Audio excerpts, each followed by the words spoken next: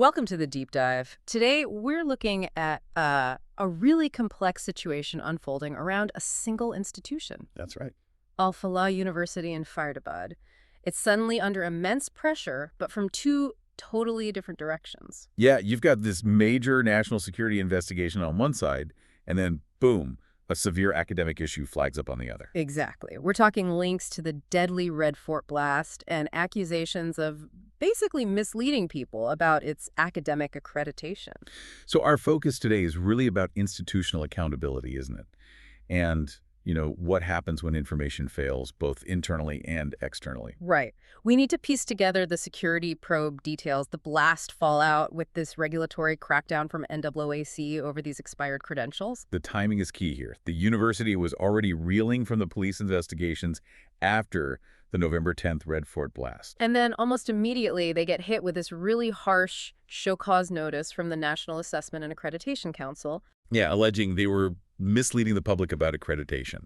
So, two crises hitting almost simultaneously. Our task is to kind of synthesize these and see the bigger picture.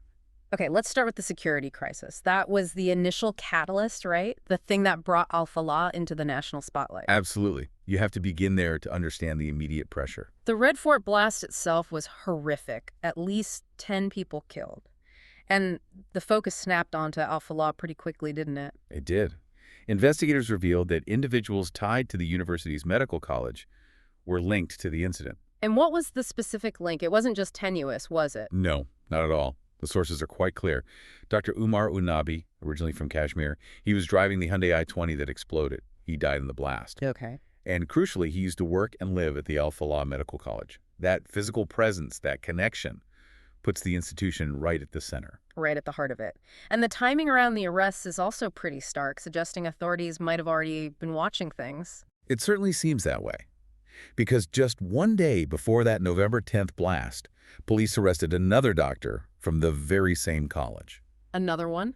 Yes, Dr. Muzammil Shakil, also Kashmiri. He was picked up for allegedly stockpiling explosives and planning terror strikes. Wow. So one arrested the day before, one dies in the blast the next day, both from the same college? Exactly. And if you broaden the scope, the sources we've seen indicate that, in total, 6 doctors or teachers from that single medical college have now been linked to this case. 6 individuals. That's a significant number from one place, especially professionals, doctors, teachers. It really is. It makes it much harder to dismiss as just isolated incidents. Now, the university's official line, what was that?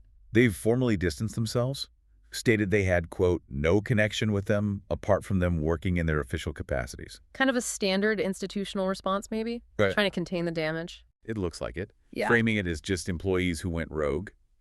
But, with 6 people linked and the seriousness of the alleged planning, the investigation is clearly looking deeper than that. Understandable.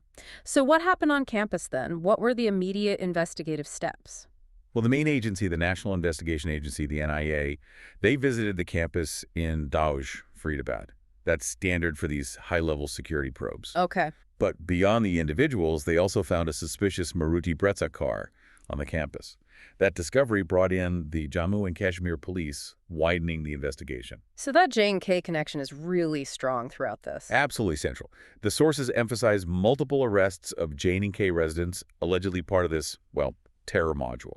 And they found actual evidence linking these individuals to the plan. Yes, pretty compelling evidence. There's CCTV footage, for instance. Right, I saw reports about that. It shows Dr. Umar Un Nabi, the one who died in the blast, entering Delhi through the Burdarpur border, and he's in that same Hyundai i20 that later exploded. Undeniable physical tracking there. Exactly. And it moves beyond just tracking. Security agencies recovered diaries. Diaries? Belonging to who? To both Dr. Umar, the driver, and Dr. Muzammil, the one arrested the day before. And what did the diaries reveal? Anything specific? Highly specific. They explicitly mention planning dates, November 8th to 12th. The exact window surrounding the blast. Precisely. It suggests a focused 4-day operational period for whatever they had planned. Yeah. It points strongly towards premeditation. Okay, so that's the security side. Extremely serious, NIA involved, evidence like diaries.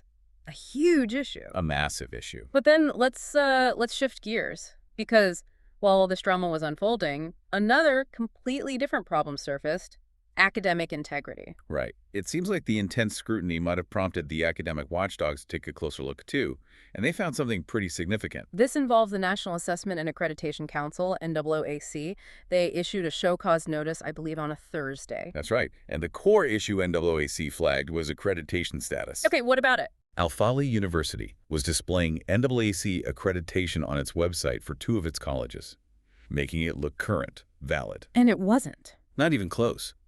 These accreditations had expired years ago. Oh, right. Which colleges specifically? Let's see, the Al-Falah School of Engineering and Technology. It showed a grade A status, but that expired back in March 2018. 2018. Okay, that's quite a while ago. And the Department of Teacher Education at their School of Education and Training, also shown as grade A, but that one expired even earlier, March 2016. 2016. Wow, so we're talking 4 and 6 years out of date, respectively, at the time this notice likely came out. Exactly. Years.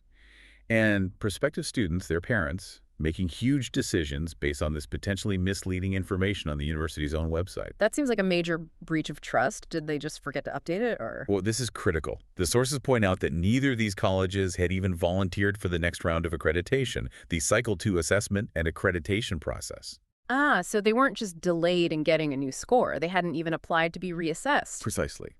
Which makes the continued display of the old grade A look less like an oversight and more like, well, misrepresentation. And NAAC's language reflected that seriousness, didn't it? Oh, absolutely. Their notice called the university's claim, and I'm quoting here, absolutely wrong and misleading the public, especially the parents, students, and stakeholders. That's about as blunt as a regulatory body gets. Absolutely wrong and misleading. It really underscores the severity of the alleged deception. The website just listed them as graded A by NAAC alongside other info, creating this false impression of current high standing. Okay, so we understand the violation. What are the actual stakes here? What could happen as a result of this NAAC notice? The consequences laid out are potentially devastating. NAAC demanded a reply within 7 days on several points. Like what? Like, why shouldn't legal action be taken? Why shouldn't NAAC recommend action to the Haryana state government? Standard regulatory threats, maybe? To some extent, but it gets heavier. They also asked why Al-Falah shouldn't be basically blacklisted, disqualified for any future assessment and accreditation by NAAC. Okay, that's serious. Locking them out of future quality checks. But the real killer blow, the truly existential threat mentioned, involves the University Grants Commission, the UGC. Ah, the central body. What about the UGC? NAAC asked why it shouldn't recommend that the UGC withdraw Al-Falah University's recognition, specifically under Sections 2F and 12B of the UGC Act. Okay, for our listeners, unpack that. What does losing UGC recognition under 2F and 12B actually mean for a university? You hear catastrophic, but what's the practical impact? It's profound. Losing 12B status means the university is cut off from all central government funding. No grants for research, development, infrastructure, nothing. Okay, financially crippling. Hugely. But losing 2 recognition is arguably even worse. It means the degrees awarded by the university are no longer automatically recognized across India. So a student's degree could become worthless. Effectively, yes. For government jobs, further studies at other recognized universities, potentially many private sector jobs too, it undermines the very value of the education they provide. It is, as you said, academic death for the institution. And NAAC didn't stop there, did they? They seem to be targeting all the specific program areas too. Exactly right. It shows how comprehensive the potential fallout is. NAAC also said it would seek recommendations for action against the university from all the relevant professional bodies. Such as? The National Medical Commission, or NMC for the medical college, the National Council for Teacher Education, NCTE for the teacher training, and the All India Council for Technical Education, AICTE, for the engineering side. So they're hitting every pillar of the university's offerings. Correct. The single issue of expired accreditation being misrepresented has potentially opened the door to regulatory action across their entire portfolio. It's a wide-ranging risk. So let's just synthesize this. You have the NIA and police digging into these really alarming alleged terror links centered on the medical college staff, people arrested, diaries found, clear J&K connections, a major security crisis. Right. High stakes, immediate danger, national security implications. And then running parallel, you have this fundamental failure in academic governance, misleading information about accreditation, expired statuses, leading to this potentially fatal blow from NAAC and the threat of UGC derecognition. It really is this perfect storm. An institution caught between a rock and a hard place, national security agencies on one side, academic regulators on the other, both crises hitting at once. It's fascinating how the two seem interconnected, even if indirectly. Well, that's perhaps the key insight here, isn't it? This sort of quiet internal failure, letting basic regulatory compliance lapse, not renewing accreditation, and then allegedly misrepresenting it. This created a huge vulnerability. Right. And that vulnerability gave the academic watchdog, NAAC, the leverage to potentially deliver an existential blow right when the university was already reeling from the security investigation. The regulatory failure didn't cause the security crisis, but it massively amplified the overall institutional threat. So the lack of preparedness on the sort of bureaucratic paperwork front made the damage from the security exposure even worse. It seems that way. It compounded the crisis significantly. And maybe there's a lesson here for you, the listener, whether you're a student, parent, or just interested in institutional oversight. What's the takeaway? It sounds simple, but verify. Always verify critical information like accreditation status directly with the accrediting body itself, like NAAC or the UGC. Don't just take a grade listed on a university's marketing material or website at face value. Especially if there's no clear date attached. Exactly. Look for the dates. Check the official regulator's database. That due diligence seems more important than ever. It's about the intersection of institutional transparency, regulatory oversight, and in this case, even national security. A complex web indeed.